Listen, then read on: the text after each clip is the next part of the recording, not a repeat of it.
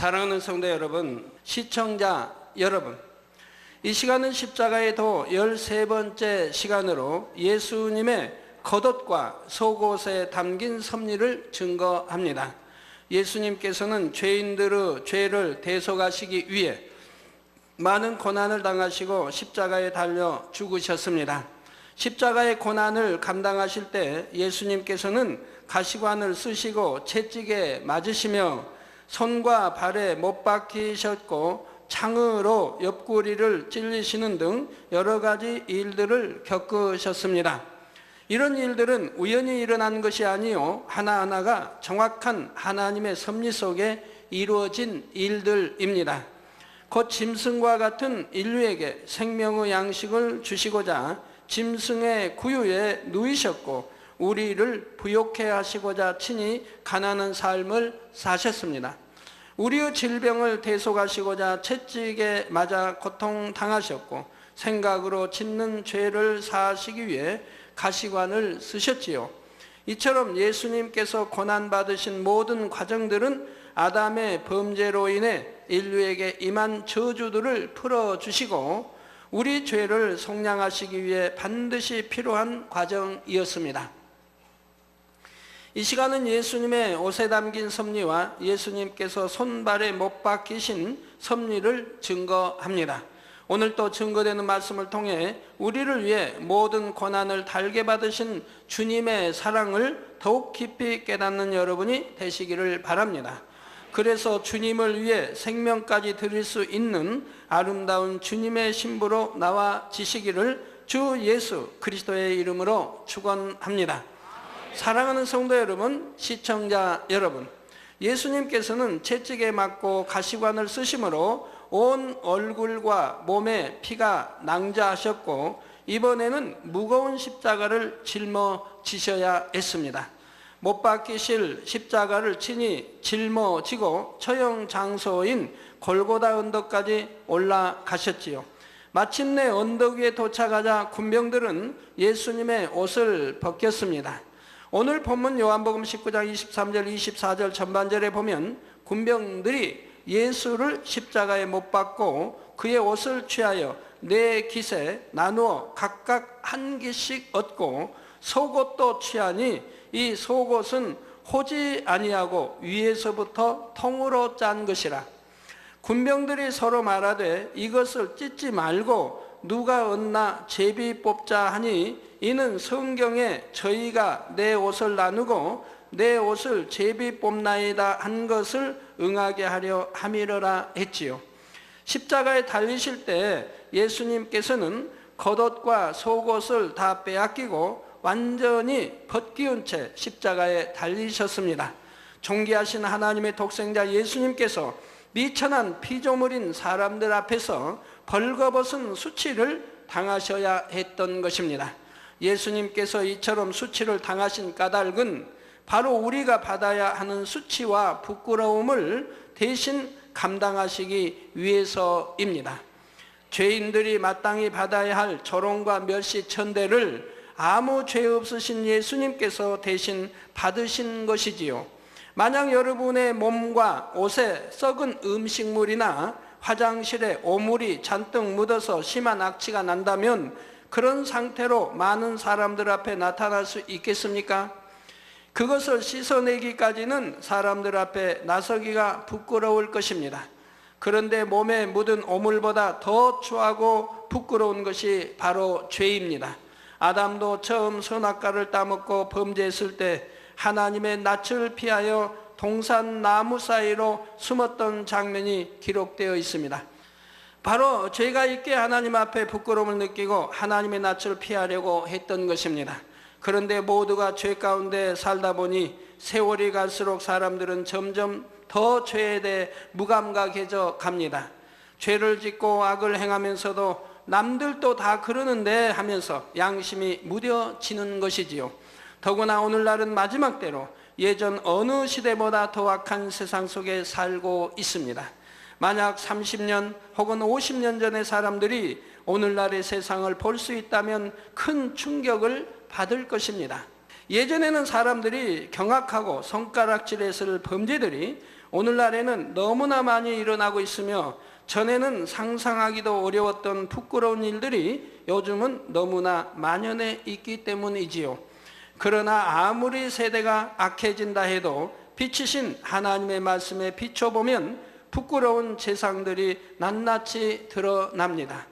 깜깜할 때는 방안이 더러워도 잘 깨닫지 못하지만 불을 환하게 켜면 더러움이 확연히 드러나지요.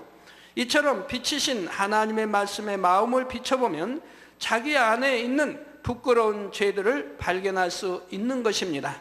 세상의 더러움에 젖어서 죄악 가운데 살던 사람들은 장차 하나님의 심판대 앞에 설 때 너무나 큰 수치를 당하게 됩니다. 자신의 더러운 마음과 행실이 낱낱이 드러나므로 감히 고개를 들 수 없게 되는 것입니다. 그러나 예수님께서는 우리의 죄를 대속하셨고 우리가 받아야 할 수치와 능욕을 대신 감당하셨으므로 이를 믿는 우리는 죄인이 당하게 될 부끄러움을 벗어날 수 있게 되었지요. 창세기 3장 21절에 보면 여호와 하나님이 아담과 그 아내를 위하여 가죽옷을 지어 입히시니라 했습니다. 범죄하여 에덴에서 쫓겨난 아담과 하와에게 하나님께서는 벌거벗은 수치를 가릴 수 있도록 자상하게 가죽옷을 지어 입히셨지요. 이 땅에 오신 예수님께서도 친히 벗기운 채 십자가에 달리심으로 죄인들의 수치를 대속해 주셨습니다. 그런데 계시록 3장 18절에 보면 주님께서 라오디게아 교회를 향하여 권면하시기를 흰옷을 사서 입어 벌거벗은 수치를 보이지 않게 하라 말씀하십니다.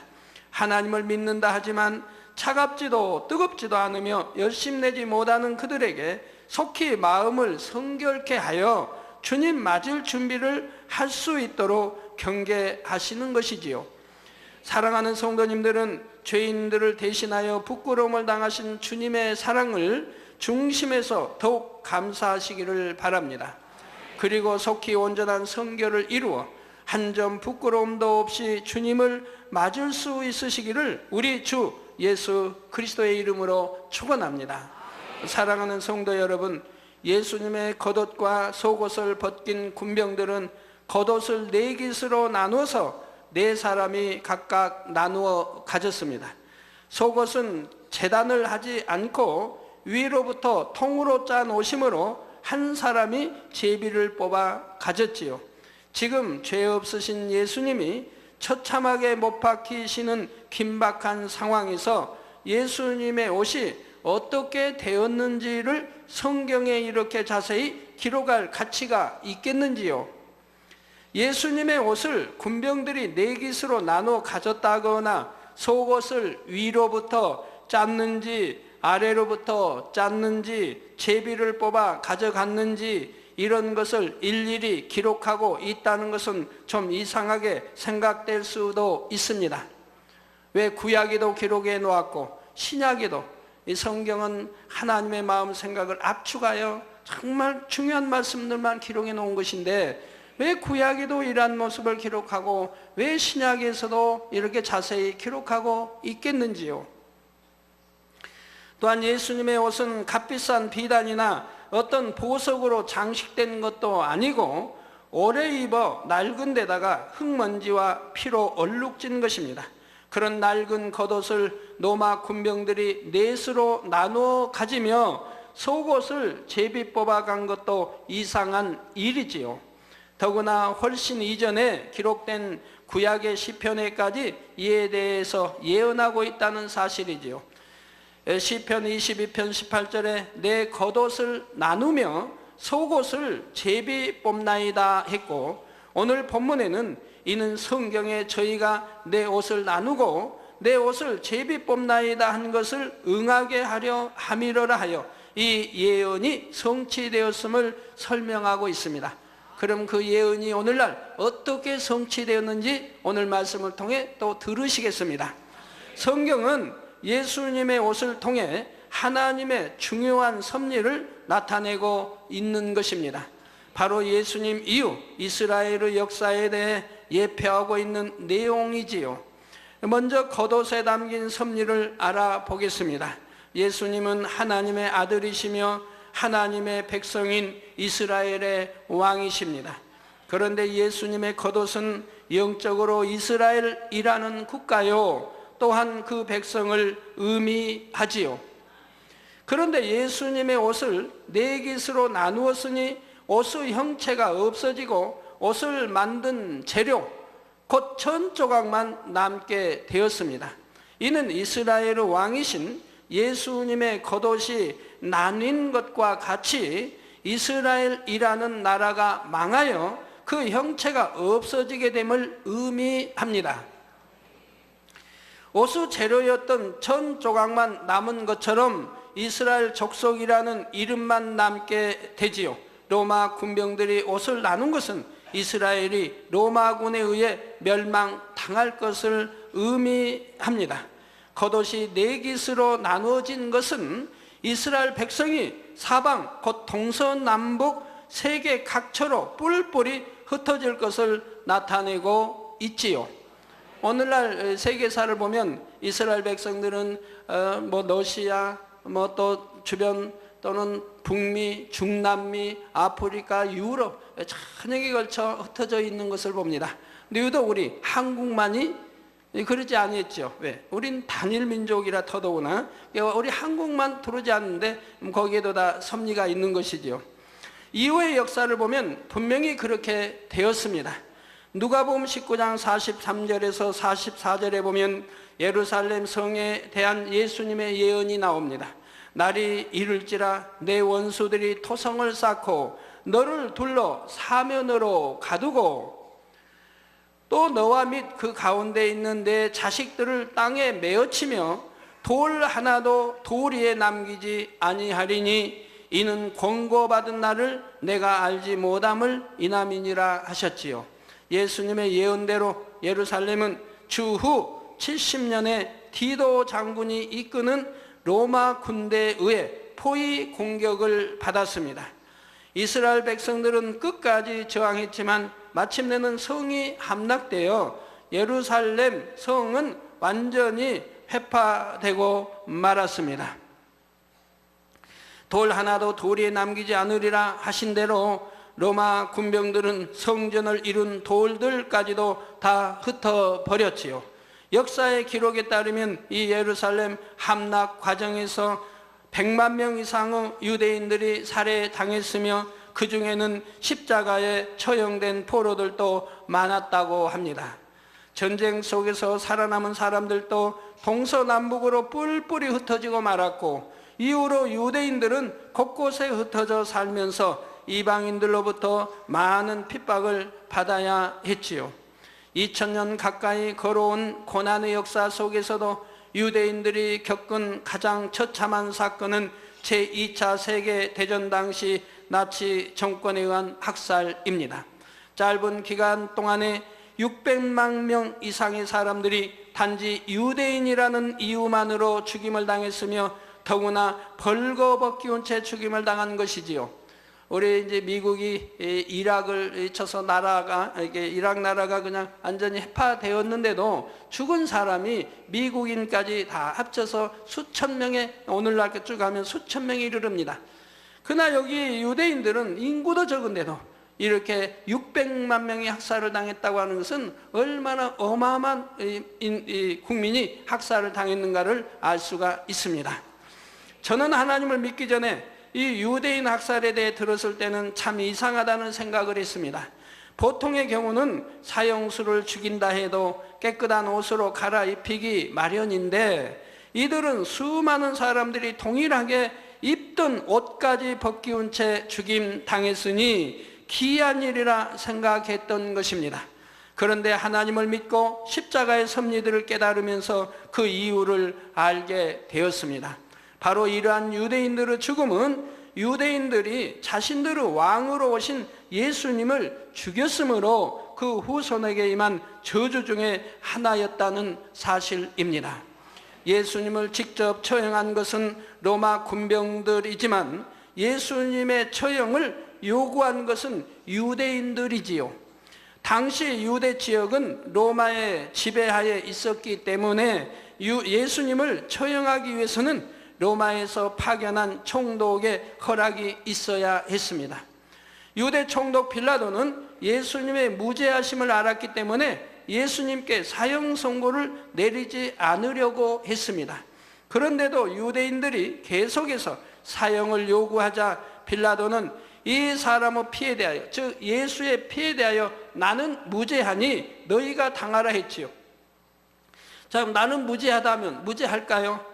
사형, 이 권한, 사형을 할 수 있는 권한은 바로 이 빌라도 총독에게 있는데, 백성들의 압력에 의해서 사형받지 않은 죄인이 아닌 줄 알면서도 사형 언도를 내렸으니까 이 죄는 첫째로 빌라도 총독 또한 이렇게 내어준 유대인들에게 있는 것입니다. 그러나 빌라도 총독은 나는 무죄하니 너희가 당하라고 지금 말하고 있습니다. 그래서 빌라도 총독이 그 죽음이 얼마나 비참한 것을 스위스에 가보면 여러분이 들어알 수가 있습니다. 그 사형 판결은 내려준다 해도 무죄한 사람을 죽인 죄의 보응은 이스라엘 백성들이 당하라는 것입니다. 이에 마태복음 27장 25절에 보면 이 말을 들은 유대인들이 그 피를 우리와 우리 자손에게 돌릴지어다 합니다. 자, 그러면 바로 우리와 그래서 그들의 세대, 그들이 사는 그들의 세대에 그들에게 이 피 흘림이 있었던 것을 알 수가 있습니다. 로마 디도 장군에 의해서 예루살렘 함락되고 100여만 명이 죽임을 당하게 되고, 그래서 그들 때에도 또 우리 자손에게 돌릴지어다 한 대로 우선 그들 자손들에게 계속 피 흘림의 역사가 있었던 것을 볼 수가 있습니다. 잠언서 18장 21절에 보면 죽고 사는 것이 혀의 권세에 달렸나니 혀를 쓰기 좋아하는 자는 그 열매를 먹으리라 했습니다. 그래서 혀의 권세가, 죽고 사는 권세가 있다 이 말입니다. 그래서 흥망성쇠가 혀의 권세에 달려 있습니다. 말 한마디도 말 한마디 잘하면 천냥빚도 갚는다는 말도 있지 않습니까? 내 혀의 권세에 따라서 내가 망할 수도 흥할 수도 있고, 내가 축복받을 수도 있고 저주받을 수도 있고 치료받을 수도 있고 받지 못할 수도 있고 여러 문제가 생겨납니다. 우리 성도님들이 지금도요, 이렇게 늘 가끔 말씀드려도 지금도 저에게 기도받으러 오실 때, 자, 이렇게 기도 요청하는 분이 있어요. 당회장님, 아파 죽겠습니다. 그냥 아프면 아프다고만 할 일이지 왜 죽겠다는 표현까지 씁니까? 그냥 아픕니다. 어디가 아픕니다. 정 표현 쓰고 싶으면 많이 아픕니다, 심히 아픕니다 하시지 왜 아파 죽겠습니다 기도해 주세요 합니까? 그러니 그냥 그 아픔, 고통이 심할 수밖에 없지 않습니까? 그리고 여러분 말 한마디 한마디가 선한 말, 고운 말, 행복한 말, 축복의 말, 또 상대에게 유익을 줄 수 있는 말, 이렇게 고운 말들을 쓰셔야 한다면, 진리의 말, 선한 말, 이렇게 진리와 함께 고운 말을 쓰실 때 축복이 많은 것인데 내 입술에 고운 말이 아니 나오기 때문에 거기에 따른 여러 가지 뱉은 말에 저주가 따르게 되는 것이라 이 말입니다. 시험과 환난이 따른다는 사실입니다. 그래서 여러분이 영으로 들어가시면 자연스레 고운 말을 쓰게 돼요. 듣고 보고 말하는 모든 것들이 좋은 거 보고 좋은 거 듣고, 진리가 아니면 듣지 아니하고 보지 아니하고 고운 말을 쓰게 되고, 그러기 때문에 시험 환난이 오지 아니하고 혹여 왔다 하면 그것은 축복을 주기 위한 시험 환난인 것을 볼 수가 있다 이 말입니다. 자, 유대인들은 역시 자신들이 고백한 그대로 보응을 받게 되었던 것입니다. 2차 대전 당시에 대량 학살을 당하면서 기이하게도 벗기운 채 죽임을 당했던 것도 예수님을 죽인 방법 그대로 보응을 받은 것이지요. 유대인들은 우리와 후손들이 예수님의 핏값을 당하겠다 하는 고백대로 오랜 세월 동안 혹독한 고난의 역사를 살아왔습니다. 성경에 보면 반드시 핏값을 찾는다고 하죠. 그래서 창세기도 보면 가인이 동생인 아벨을 죽였을 때 그 피가 소리치는 걸 봅니다. 바로 핏값을 반드시 찾는다 이 말입니다. 그 고난의 역사가 바로 예수님의 겉옷을 넷으로 찢은 사건 안에 이미 예표되어 있었다는 사실이지요.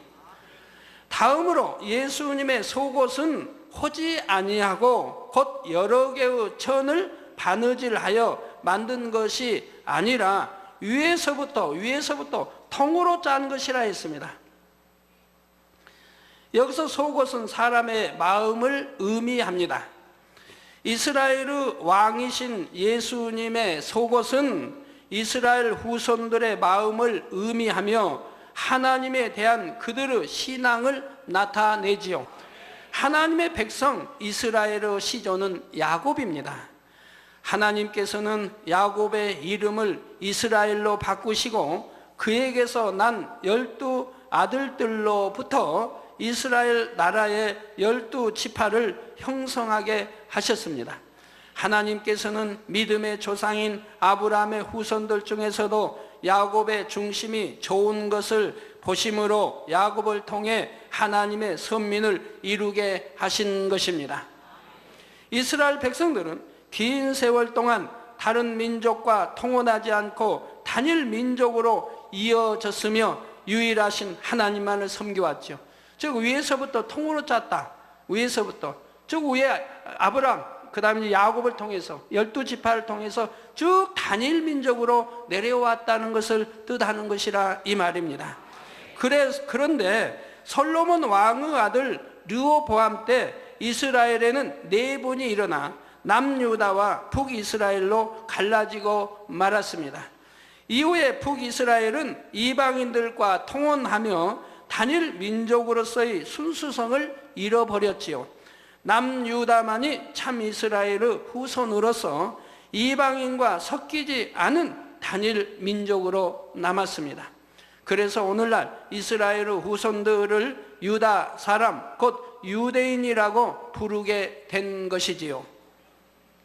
예수님의 속옷이 위로부터 하나로 짜 내려온 것처럼 유대인들은 머리인 야곱으로부터 계속하여 순수한 단일 민족으로 이어져 온 것입니다. 또한 로마 군병들은 예수님의 속옷을 찢지 않았습니다. 위로부터 짜 내려온 옷을 찢으면 울이 풀려서 아무 쓸모가 없게 되기 때문에 제비를 뽑아서 한 사람이 가져간 것입니다. 이는 영적으로 유대인들의 하나님을 향한 마음 중심은 결코 사람이 나누거나 없애지 못한다는 뜻입니다. 로마는 이스라엘이라는 나라는 멸망시켰지만 로마가 이스라엘이라는 나라는 멸망시켰지만 이스라엘 민족의 신앙까지 없애지는 못했습니다. 예루살렘 함락 이후 전 세계로 뿔뿔이 흩어진 유대인들은 그처럼 오랜 세월 고난을 당하면서도 자신들의 정체성을 잃지 않았지요. 끝까지 자신들의 민족과 신앙을 고수하다가 마침내 1948년 5월 14일 조상들의 땅으로 돌아가 독립국가를 세웠던 것입니다. 자, 이는 성경 에스겔서 38장 8절에서 12절의 예언이 그대로 성취된 것입니다. 여기에는 말년에 세계 곳곳에서 백성들이 이스라엘 땅으로 돌아와 나라를 회복할 것이 예언되어 있지요. 즉 여러분 말년, 말세 구분을 하세요. 말세는 쭉 2000년을 이어온 걸 말해요. 그러나 말년은 주님 오실 때를 말하고 있지요. 그래서 여러분이 구분을 잘 하시기 바라요. 세상 어느 민족이 나라의 형체가 없어진 지 2000여 년이 지나도록 더구나 심한 핍박과 고난을 받으면서까지 그 민족성과 고유한 신앙을 지켜낼 수 있을까요? 여러분 우리나라 한번 보세요. 우리나라에 이제 부모가 이제 미국으로 이민을 갔다 아니면 미국으로 갔다. 그 미국에 가서 그 다음 아들 때, 다음 때 그들은 민족성을 벌써 잃어버립니다. 제가 LA나 아니면 워싱턴이나 뉴욕에 가서 들으면 그 목회자들 한결같이 가장 큰 고민이 자녀들에 대한 고민입니다. 자녀들이 한국어를 모른다 이 말입니다. 이게 부모와 의사소통이 되지 않으므로 이게 가장 힘들다고 고백을 한다 이 말입니다. 너무 이해되지 않고 놀라운 일이지요. 일대밖에 지나지 않았는데 벌써 우리 한국말 모른다 이 말. 그 낳은 부모들이 엄마 아빠가 한국 사람인데 그 부모들이 낳은 자녀들이 한국말을 모른다 이 말. 참 이해하기 어렵죠. 그러면 어떻게 부모의 말 듣습니까? 대화가. 이 아이들은 태어나서부터 그들은 미국 그 아이들과 어울려 같이 살기 때문에 그 말을 듣고 배운다 이 말입니다. 그러니까 그게 익숙하다 이 말이에요.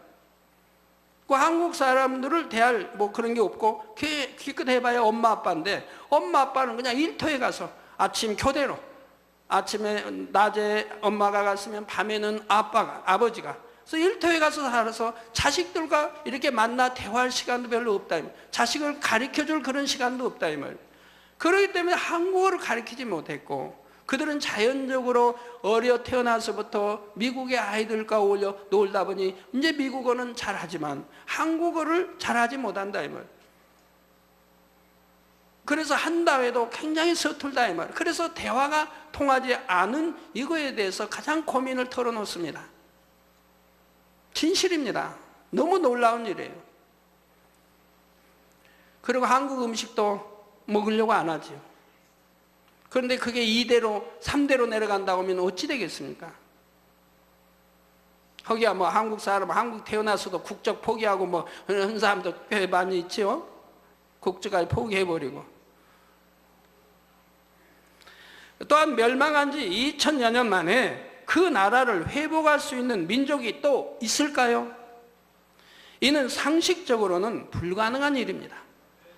조상인 야곱으로부터 물려받은 유대인들의 마음 중심과 신앙이 그만큼 굳건했기에 이런 일이 가능했던 것이고, 위로부터 짠 예수님의 속옷이 그대로 보존된 것이 바로 이러한 역사를 미리 알려주고 있는 것입니다. 사랑하는 성도 여러분, 예수님께서는 이처럼 옷을 벗기우신 채 십자가에 손발을 못 박히셨습니다. 우리가 알고 있는 일반적인 사형 방법들은 죽기까지 마음의 고통이 더욱 두려운 것이지, 육체적 고통은 비교적 짧은 시간 안에 끝이 납니다. 이제 사형수가 언제 사형 받는다, 이거 날짜를 받고 나면 잠도 못 자고 먹지도 못하고 그냥 너무너무 불안과 고통 속에 지낸다고 그래요. 그래서 전에 소원이 무엇이냐 하니까 죽는 사형수, 담배 피는 게 소원이야. 담배를 여기서 전에 일화적인 그런 말이 있습니다. 담배를 줬더니, 이게 우리나라에 굉장히 여러 사람을 살인하고 있던 아주 악한 그런데, 담배를 줬더니 담배가 입에 들어가질 못하는, 떠느라고. 하도 떨어서 이 담배가 입에 넣지를 못하더라. 그처럼 죽음을 두려워하더라고 말한 겁니다. 근데 죽음이 그처럼 두려운 것입니까? 마음이 이렇게 고통을 받는 걸 보게 돼요.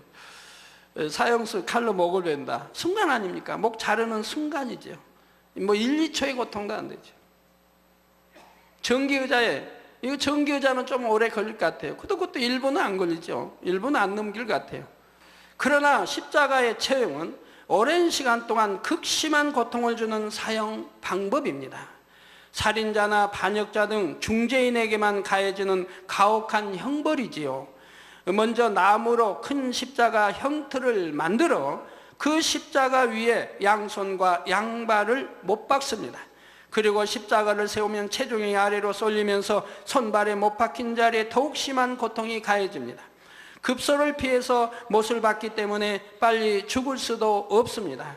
계속 피를 흘리면서 숨이 끊어지는 마지막 순간까지 극심한 고통을 고스란히 받아야 하는 것입니다. 예수님은 이러한 십자가의 형벌을 받기 전 예수님은 밤새 끌려다니며 신문을 받으셨고, 심한 채찍질과 가시관으로 피가 낭자한 상태로 무거운 십자가를 지고 골고다 언덕길을 오르셨습니다. 지친 몸으로 십자가를 지시는 것이 쉽지 않았기에 몇 차례나 무릎이 꺾이며 쓰러지셨지만 결국은 그 고난의 길을 다 걸어 언덕 위에 오르셨지요. 언덕 위에 이르자 백부장의 호령소리에 맞춰 군병들은 한 번 또 한 번 망치를 내려치고 예수님은 참혹한 고통 속에 십자가에 못 박히셨습니다. 뜨거운 태양 아래 매달려 있을 때 피냄새를 맡은 독한 벌레들이 달려들었지요. 이렇게 십자가에 매달리신 채로 예수님은 완전히 숨이 끊어지시기까지 심한 고통을 6시간가량이나 견뎌내셔야 했습니다. 그러면 예수님께서 이처럼 손과 발에 못 박히셔야 했던 이유는 무엇일까요? 이는 바로 사람이 손과 발로 지은 모든 죄를 대속하기 위한 섭리였습니다. 마가복음 9장 43절에서 45절에 보면 예수님께서 말씀하시기를, 만일 내 손이 너를 범죄케 하거든 찍어버리라. 불구자로 영생에 들어가는 것이 두 손을 가지고 지옥 꺼지지 않는 불에 들어가는 것보다 나으리라. 차라리 손을 잘리고라도 죄를 짓지 않냐고 천국 가는 것이 낫다 이 말입니다. 죄를 짓고 그리고 손은 안 잘린다 해도 죄를 짓고 지옥 가는 것보다 차라리 손 잘리고 손으로 범죄하지 않고 그리고 천국 가는 것이 낫다고 지금 말씀하시는 것이라 이 말입니다. 만일 내 발이 너를 범죄케 하거든 찍어버리라. 절룩발이로 영생에 들어가는 것이 두 발을 가지고 지옥에 던지는 것보다 나으리라 하셨습니다. 손이 있기 때문에 그 손으로 하지 말아야 할 일을 하며 발이 있기 때문에 그 발로 가지 말아야 할 곳에 가서 범죄하는 경우가 얼마나 많습니까? 그러면 여러분이 지옥에 가지 않기 위해서는 범죄하지 않기 위해 손과 발을 잘라야 할까요? 오늘날도 구약의 율법을 지키는 나라들은 실제로 그렇게 합니다. 눈은 눈으로, 이는 이로 갚는다는 원칙에 따라 손으로 도적질을 하면 손을 자르고 눈으로 범죄하면 눈을 빼며 간음을 하면 돌로 쳐서 죽이지요. 그러나 예수 그리스도를 구세주로 영접한 자녀들은 그럴 필요가 없습니다. 손발을 자르지 않아도 회개하면 용서받을 수 있고 성령의 능력으로 죄를 버릴 수가 있습니다. 이미 죄 없으신 예수님께서 양손과 양발에 못 박혀 피 흘리심으로 손발로 범하는 죄를 대속해 주셨기 때문입니다. 또 마가복음 9장 47절에는 만일 내 눈이 너를 범죄케 하거든 빼어버리라. 한 눈으로 하나님의 나라에 들어가는 것이 두 눈을 가지고 지옥에 던지는 것보다 나으리라 하셨는데, 예를 들어 간음한다. 눈으로 보기 때문에 간음하지 않습니까? 눈으로 짓는 죄는 결국 보고 듣고 느낌으로 생각 속에서 짓는 죄입니다.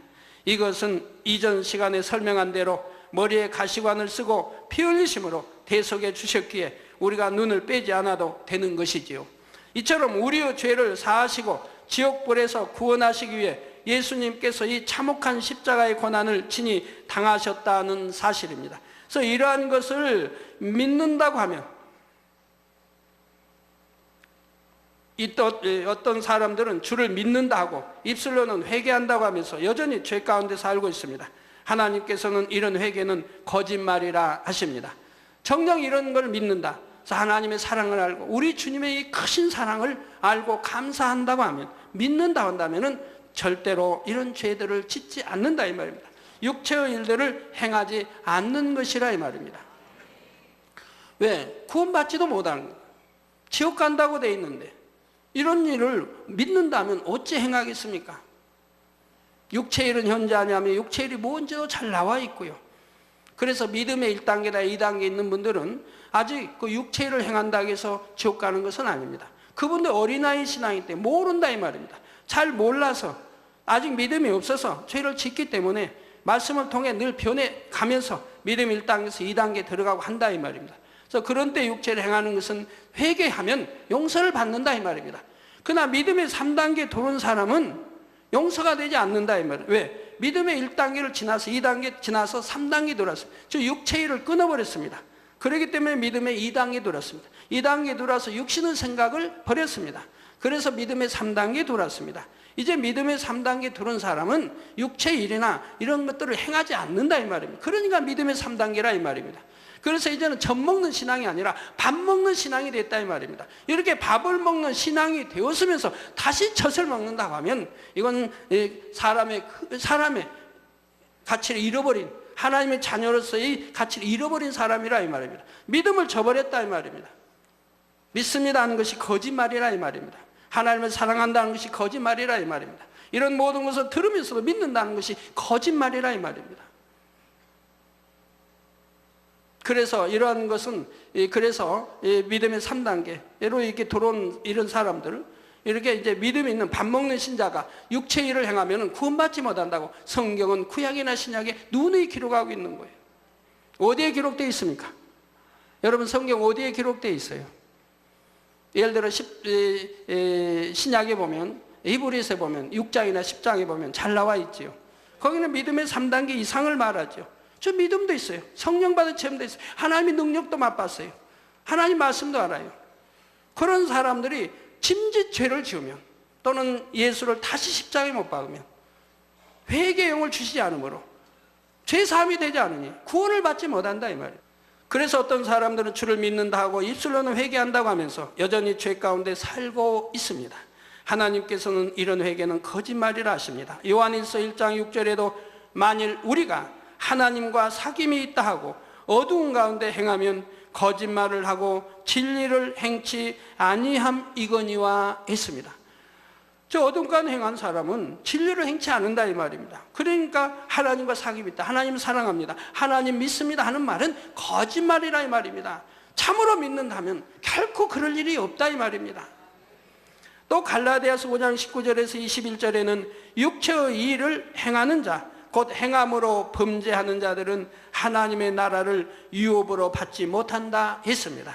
이는 곧 구원받지 못한다는 말이지요. 구원받아 천국에 가려면 이런 죄들을 범하지 않아야 합니다. 예수님께서 우리의 죄 때문에 손과 발에 못 박혀 고통받으셨음을 정녕 믿는 사람은 다시 죄를 범할 수가 없습니다. 또 범죄한 것을 마음 중심에서 회개하고 돌이켰다면 같은 죄를 반복해서 지을 수가 없는 것이지요. 죄를 버리지 않고 예전 모습 그대로 사는 사람은 참 믿음이 있는 사람도 아니고 하나님을 사랑하는 것도 아닙니다. 그렇기 때문에 죄를 사랑하고 세상을 사랑하고 세상에 빠지기를 즐겨하고 세상과 짝하기를 즐겨하게 되죠. 그러니 그 속에는 하나님의 사랑이 없다고 분명히 말씀하고 계시지 않습니까? 구원과도 상관없는 사람이지요. 물론 변화되려고 노력하는데도 아직 믿음이 약할 때는 거듭 범죄하는 경우가 있습니다. 그럴 때도 중심으로 회개하고 다시 죄를 버리기 위해 노력해 나가면 하나님께서도 용서해 주십니다. 다시 은혜를 주시고 죄를 버릴 능력을 주시지요. 죄를 버리고 거룩하신 하나님을 닮아가는 것이 사람의 능력으로는 불가능하지만 하나님의 능력으로는 가능합니다. 또한 하나님의 자녀라면 마땅히 죄를 버리고 거룩해져야 한다는 사실입니다. 결론을 말씀드립니다. 사랑하는 성도 여러분, 손과 발에 못 박혀 피 흘리시는 죽음의 시간 동안 예수님은 죽음의 고통을 생각하지 않으셨습니다. 예수님의 고난과 죽음을 통해 어찌하든 한 영혼이라도 더 구원받기를 기도하셨으며 예수님을 못 받고 조롱하는 영혼들을 위해 대신 용서를 구하셨지요. 이처럼 큰 사랑으로 우리를 위해 죽으시고 부활하신 주님께서 이제 구원받은 자녀들을 데리러 다시 오실 때가 가까이 이르렀습니다. 마태복음 24장 32절에서 34절에 무화과 나무의 비유를 배우라. 그 가지가 연하여지고 잎사귀를 내면 여름이 가까운 줄을 아나니. 여러분도 우리나라 이제 가을이 되면 단풍지고 이제 나무들이 죽어가는 같이 메말라 갑니다. 이파리들이 다 떨어지고요. 뭐 사철나무는 안 그러지만 그래서 가을 이제 겨울에 보면 다 죽은 것 같아요. 잔디도 이제 뭐 파란 색깔이 다 없어지고 죽은 것 같습니다. 그러나 봄이 되면 삭이 나지요. 삭이 나고 이렇게 하지요. 잔디도 이제 퍼러서 납니다. 그러면 그것만 보고도 우리가 봄이 온 줄을 알지요. 개구리가 잠에서 깨어나면 봄이 온 줄을 알지요. 이와 같이 바로 그 가지가 연해지고 잎사귀를 내면 여름이 가까운 줄 아나니, 이와 같이 너희도 이 모든 일을 보거든 인자가 가까이 곧 문 앞에 이룬 줄을 알라. 내가 진실로 너희에게 말하노니 이 세대가 지나가기 전에 이 일이 다 이루리라 하신 예수님의 말씀이 나옵니다. 여기서 무화과 나무는 영적으로 이스라엘을 말합니다. 겨울에는 죽은 것 같았던 무화과 나무에 싹이 나면 다가오는 여름을 느낄 수 있는 것처럼 멸망했던 이스라엘이 다시 재건되는 날이 오면 그 세대가 지나기 전에 주님의 날이 곧 가깝다고 말씀하신 것입니다. 예루살렘의 함락이나 유대인들을 권한 이스라엘의 멸망과 재건 등 모든 것이 성경에 기록된 그대로 이루어졌습니다. 자, 아직 성취되지 않은 것은 앞으로 일어날 일들이지요. 그중 하나가 바로 이제 멀지 않은 때 십자가에서 죽으셨다가 부활하신 예수 그리스도께서 성도들을 데리러 오시는 것입니다. 계시록 16장 15절에 보면 보라 내가 도적같이 오리니 누구든지 깨어 자기 옷을 지켜 벌거벗고 다니지 아니하며 자기의 부끄러움을 보이지 아니하는 자가 복이 있도다 하셨습니다. 즉 성결되는 자, 성결되어 가는 자, 영으로 들어가는 자, 이렇게 육을 벗고 악을 벗고 죄를 벗고 이렇게 손으로 영으로 성결로 들어가는 자가 복이 있다 이 말입니다. 주께서 재림하시는 그날 주님을 맞을 준비가 되어 있지 않으면 누구도 천국에 들어갈 수가 없습니다. 사랑하는 성도님들은 결코 영적인 잠에 빠지지 않고 말고 깨어서 기도하며 근신하시기를 바랍니다. 이젠 제발 온전한 주일도 지키시고 온전한 십일조도 하시고요, 우리의 부끄러움을 대속하시고 죄를 사하시기 위해 처참한 십자가를 지신 주님의 사랑을 기억하며 하루빨리 신부단장을 마치시기를 부탁드립니다. 그래서 마지막 날 재림의 나팔 소리가 울려 퍼질 때 한 분도 빠짐없이 모두가 들림받아 혼인잔치에 참여하는 여러분이 다 되시기를 신랑 되신 주님의 이름으로 축원합니다.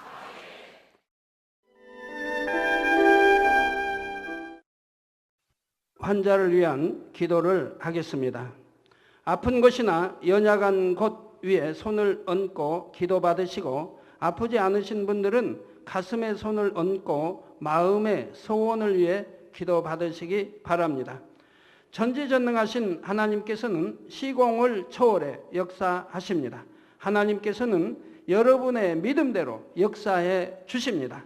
이 시간 여러분이 어느 곳에 있을지라도 믿음으로 기도 받으시면 반드시 하나님의 놀라운 권능을 체험하실 것입니다. 할렐루야. 전능하신 사랑의 아버지 하나님, 이 시간 텔레비전을 통해 기도받는 모든 하나님의 자녀들 위해, 모든 GCN의 시청자들 위해 친히 안수하여 주옵소서. 시공간을 초월하여 전 세계 어느 곳에 있든지 이 시간 믿음으로 기도받는 모든 시청자들 위해 친히 안수하여 주시옵소서. 믿어지는 믿음을 주옵시고 모든 부정적인 생각과 의심의 세력을 물리쳐 주옵소서. 모든 시험 환난도 물리쳐 주옵소서. 머리 끝에서 발끝까지 오장육부 뼈 마디마디 온몸의 신경과 조직과 세포에 이르기까지 아픈 곳마다 성령의 불로 태우시고 주님의 보혈로 씻어 주옵소서. 창조의 제상의 권능으로 역사하여 주옵소서. 예수 그리스도의 이름으로 명하노니 원수마귀 사단아, 모든 질병균 연약함아 물러가라. 모든 유행성 질병균들아 물러가라. 모든 불치 난치병들과 풍토병 신종 질병들도 성령의 불로 태움받고 깨끗하고 강건함을 받을지어다. 위암, 폐암, 간암, 유방암, 자궁암, 대장암, 피부암 등 각종 암과 에이즈, 백혈병, 뇌졸중, 심장병, 폐병, 위장병, 각종 부인병, 고혈압, 저혈압, 당뇨, 피부병, 모든 염증도 깨끗함을 받을지어다. 소아마비, 중풍, 관절염, 디스크도 온전함을 입으며 요통, 두통, 신경통을 비롯한 모든 통증은 사라질지어다. 각종 사고의 후유증도 깨끗하고 온전함을 받으라. 감기, 몸살, 독감, 갑상선 질환도 성령의 불로 태움받고 깨끗함을 받을지어다. 간질, 자폐증, 우울증, 노이로제 등 모든 정신질환도 물러가라. 마음에서 어둠이 물러가고 기쁨과 평안이 임할지어다. 아버지 하나님, 창조의 제상의 권능으로 역사하사 연약한 것마다 온전케 하여 주시옵소서. 모든 마비된 것도 풀어지고 앉은 뱅이는 걷고 뛸지어다. 잘 안 보이는 눈은 잘 보이라. 잘 안 들리는 귀는 잘 들릴지어다. 소경은 눈을 뜨며 귀머거리는 들으며 벙어리는 말할지어다.